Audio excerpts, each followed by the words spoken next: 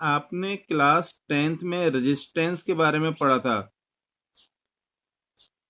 ऐसे ही कैपेसिटर्स को सीरीज और पैरेलल में भी हम लगा सकते हैं।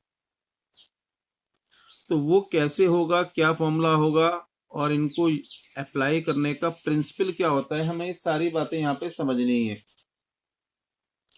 तो एक डायग्राम से समझें इस बात को कि ये हमारा ये पैरेलल प्लेट कैपेसिटर हो गया 1, उसके साइड में दूसरा लगा दिया, तीसरा लगा दिया। इस तरीके से हम मल्टीपल कैपेसिटर्स को लगा सकते हैं।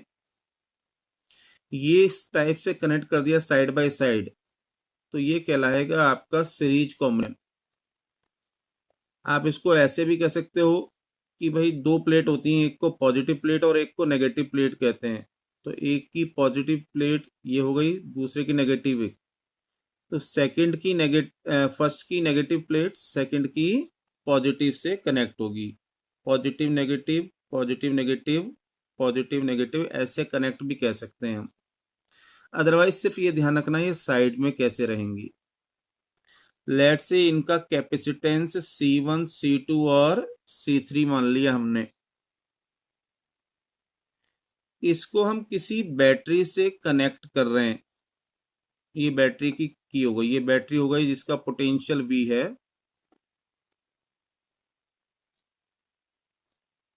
तो ये हमारा सर्किट हो गया।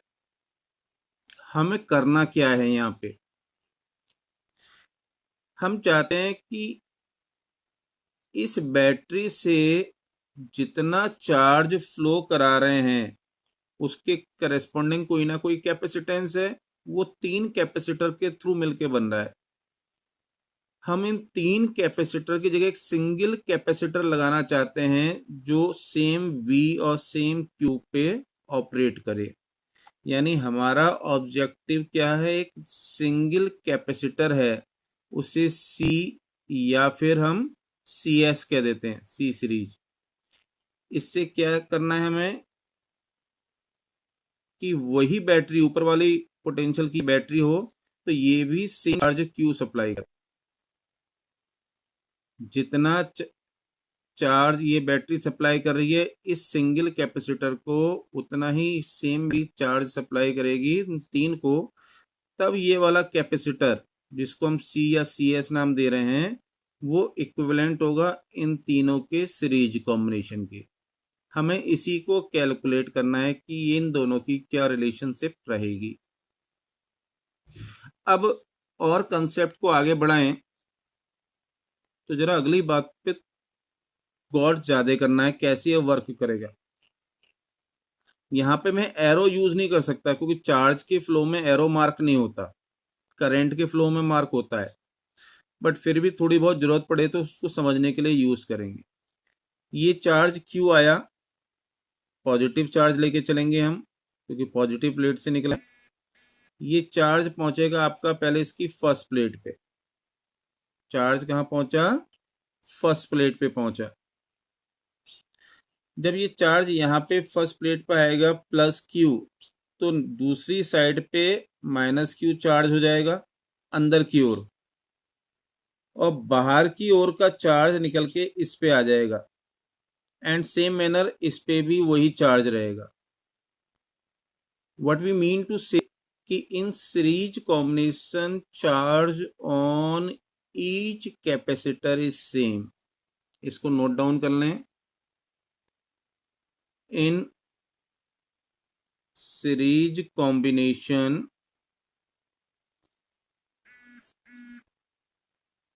Charge on each capacitor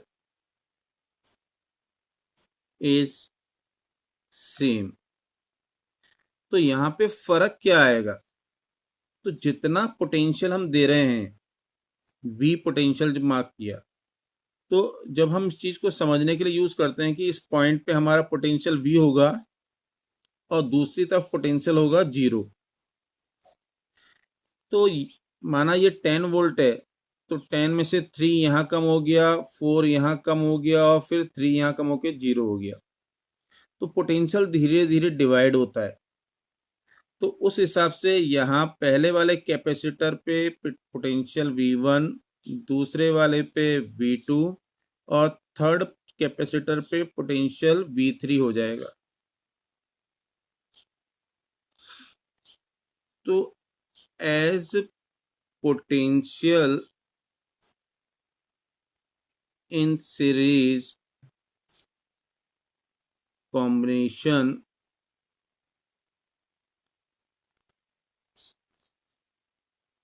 is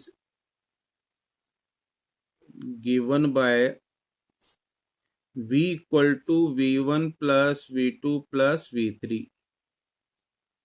इसको हमने एक इक्वेशन मान लिया। For individual capacitors, individual capacitor के लिए हम Q इक्वल टू CV वाला फॉर्मूला लगाएंगे। आपको बताया कि पहले कैपेसिटर में चार्ज Q है, C1 इसका कैपेसिटेंस है और V1 पोटेंशियल डिफरेंस है। तो Q equal to C1 V1। ऐसे ही सेकंड के लिए Q equal to C2 V2 and third के लिए Q equal to C3 V3 होगा। यहां से हम वैल्यू निकालेंगे V1 की Q बाय C1, V2 की Q बाय C2, V3 की Q बाय C3। इस पूरे को मैंने इक्वेशन 2 कह दिया। नाउ ऐसा क्यों करा हमने यहां से कि V1 V2 V3 की वैल्यू निकाली? तो हमें ये सारी वैल्यू रखनी है इस ऊपर वाली इक्वेशन में, तो उसके लिए मिल गई। अब ऊपर वाली इक्वेशन में V भी आ रहा है, उसके लिए हम ये वाला डायग्राम को यूज करेंगे। यहाँ पे भी Q C और V है, इनके बीच में भी रिलेशन होगी Q equal to CV। If C be capacitance of combined या इक्विवेलेंट कह दें,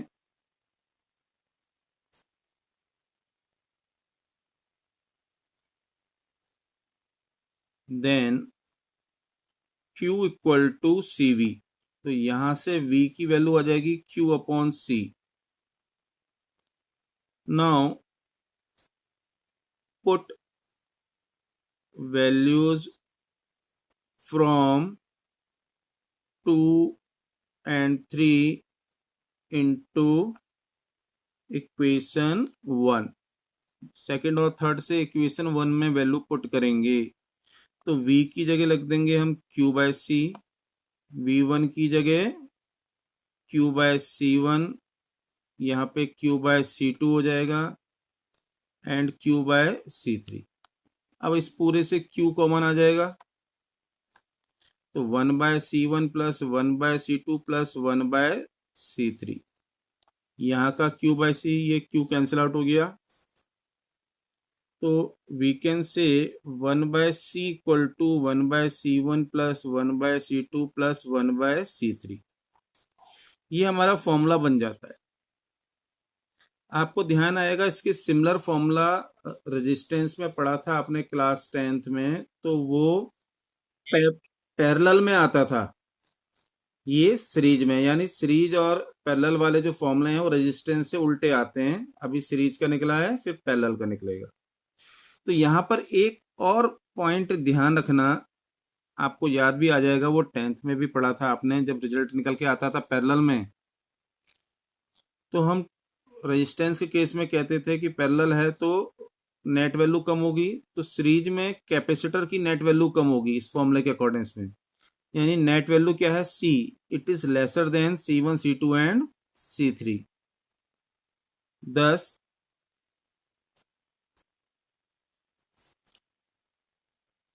net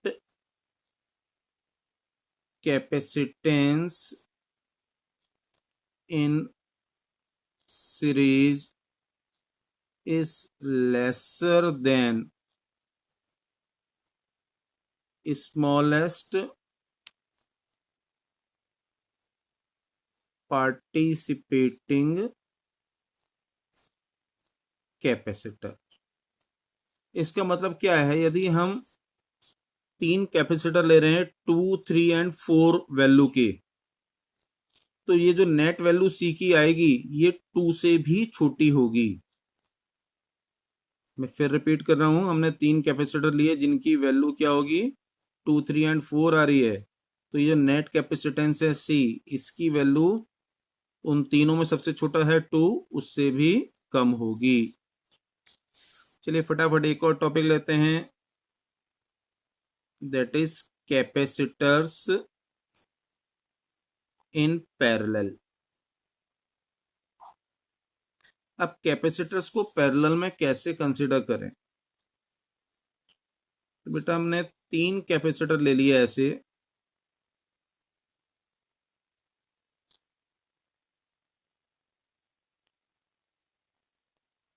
जिनकी वैल्यू C1, C2 और C3 है। इनकी फर्स्ट प्लेट को एक साथ, सेकंड प्लेट को एक साथ कंसीडर कर दें, कनेक्ट कर दें, तो ये कनेक्शन कहलाता है पैरेलल कनेक्शन। और फिर इसको हम बैटरी से कनेक्ट करेंगे। ये जो मैंने साथ में लगा रहा हूं ये है इसकी की, पोटेंशियल दे दिया V। अब देखो पोटेंशियल हमेशा दो पॉइंट के बीच में लगता है, तो ये जो इन दो पॉइंट पे C3 भी कनेक्टेड है, C2 भी कनेक्टेड है और C1 भी कनेक्टेड है, इसलिए पोटेंशियल हर एक पे सेम होगा। तीनों कैपेसिटर पे पोटेंशियल क्या रहेगा, सेम रहेगा। ये पैरेलल की खासियत होती है। तो फर्क क्या आएगा, जो चार्ज यहां से सप्लाई हुआ Q, कुछ यहां डिस्ट्रीब्यूट हो जाएगा, कुछ यहां बटेगा और कुछ यहां पे। तो पहले वाले पे चार्ज Q1 आया, दूसरे वाले पे Q2 और तीसरे वाले पे Q3 आया, तो Q equal to Q1 plus Q2 plus Q3 होता है। यहां से हमारा कंसेप्ट आगे बढ़ेगा।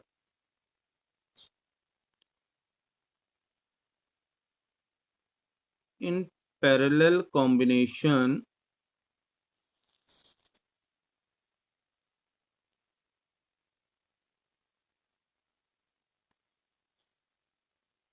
potential across each capacitor is same, however charge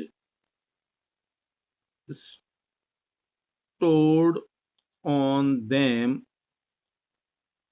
is in accordance to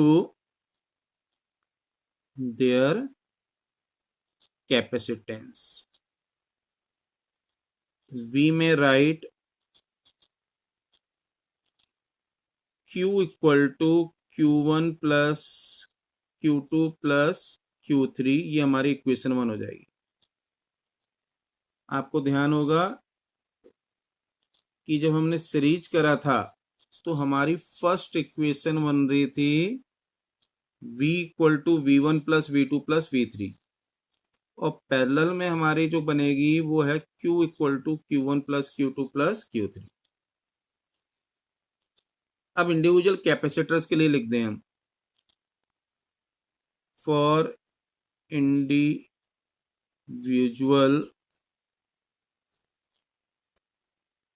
capacitors Q1 equal to C1V क्योंकि पोटेंशियल सेम है, Q2 equal to C2V, Q3 equal to C3V। ये हमारी सेकंड इक्वेशन हो गई। अब हमें बनाना है इक्विवेलेंट कैपेसिटर, जैसे पिछले में लिया था।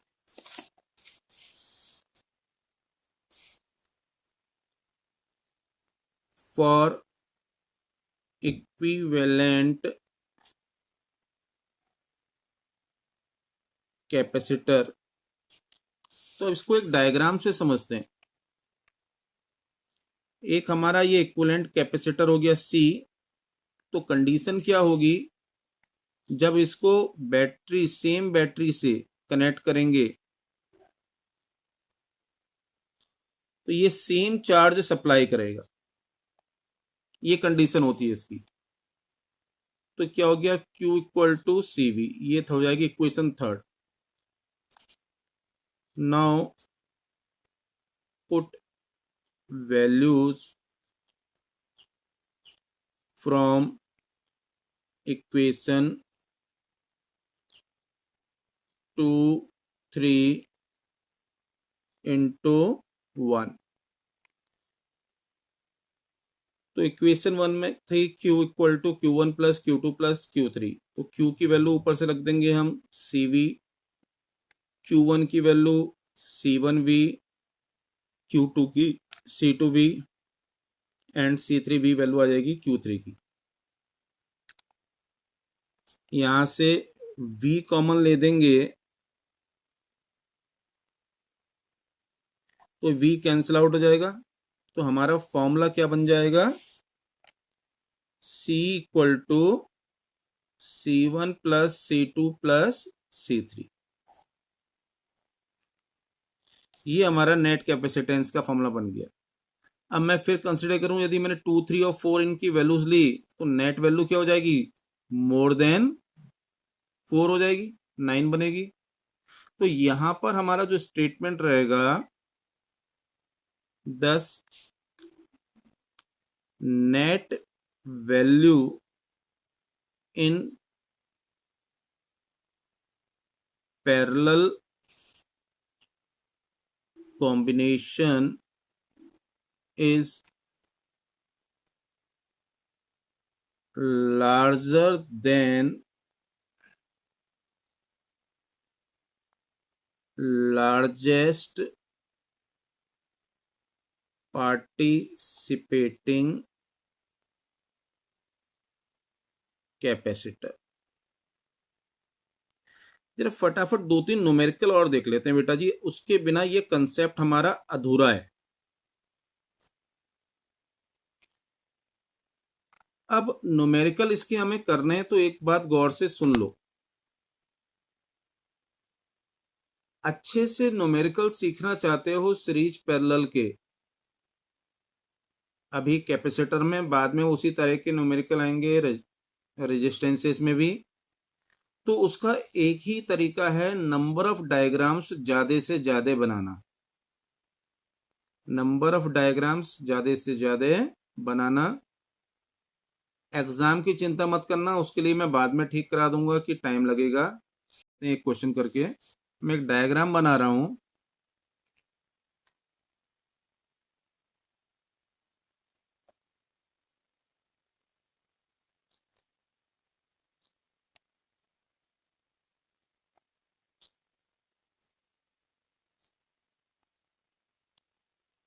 ये बड़ा सिंपल सा डायग्राम ले रहा हूं मैं। ये 3 कैपेसिटर हैं, ये 3 माइक्रोफैरेड का है, ये 4 माइक्रोफैरेड का है और ये 2 माइक्रोफैरेड का है। पॉइंट्स दे दिए ए और बी। इसको यदि हम किसी बैटरी से कनेक्ट करेंगे, 10 वोल्ट की बैटरी ली, 10 वोल्ट की, तो हमसे पूछता है कि नेट कैपेसिटेंस कितना होगा, नेट चार्ज कितना सप्लाई होगा, ये हमसे बातें पूछेगा। अब इसको करना कैसे है, इस पहले क्वेश्चन लिख लें। Calculate net capacitance across A and B and also net charge supplied by battery। Solution. बेटा जब भी इस तरह के सीरीज और पैरेलल के क्वेश्चन करने हैं तो आप 2 रूल रट मारो, दिमाग में बैठा दो गौर से। छोटी छोटी 2 बातें बता रहा हूं। ये कहीं किसी बुक में लिखा हुआ नहीं मिलेगा, सिर्फ एक्सपीरियंस की बात है कि इनको सॉल्व कैसे करना है। इस डायग्राम को हमें सिंप्लीफाई करना है, तो आप बस दो बातें क्या ध्यान रखनी है। नंबर वन, कि पूरे सर्किट में ये देखो ऐसा कौन सा ग्रुप आपको दिखाई पड़ रहा है जिसके बारे में आप श्योर हो कि या तो वो सिर्फ सीरीज है या सिर्फ पैरेलल, भले ही बहुत छोटा हो कोई दिक्कत नहीं। नंबर वन, ऐसा ग्रुप जो फॉर श्योर सीरीज हो या पैरेलल। जैसे यहां पर हम देखेंगे तो ये जो ऊपर दो कैपेसिटर्स लगे हैं 3 और 4 वैल्यू के, इसके बारे में हम श्योर हो सकते हैं कि इन दोनों पॉइंट के बीच में दोनों कैपेसिटर सीरीज में है। यहां पे हमें कंफ्यूजन हो सकता है, बट यहां पे कंफ्यूजन नहीं है।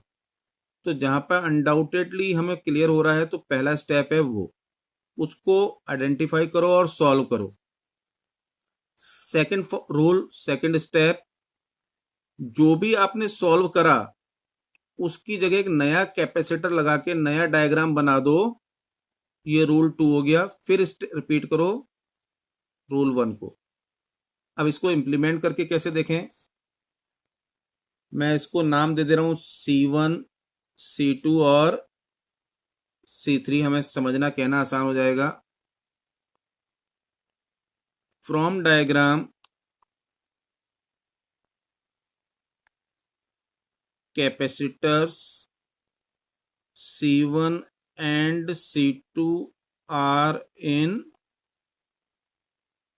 series, therefore सीरीज के लिए फॉर्मूला क्या रहना था, 1/, पहले लिख दें कि नेट कैपेसिटेंस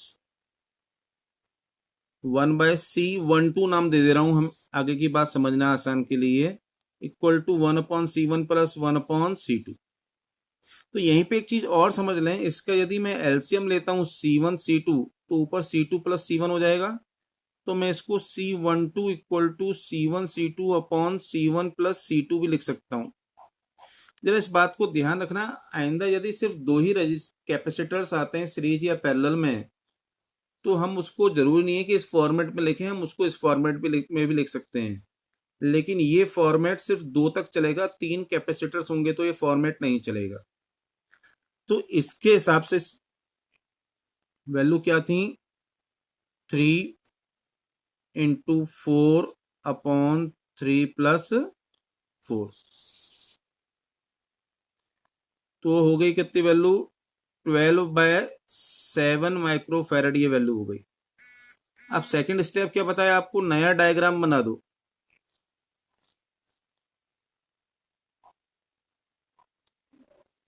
ये हो गया C12 और ये हो गया C3, बैटरी हो गई हमारी सेम V। अब क्लियर कट दिख जाएगा C12 and C3 are in parallel. Now C12 and C3 are in parallel, therefore net capacitance C equal to C12 plus C3,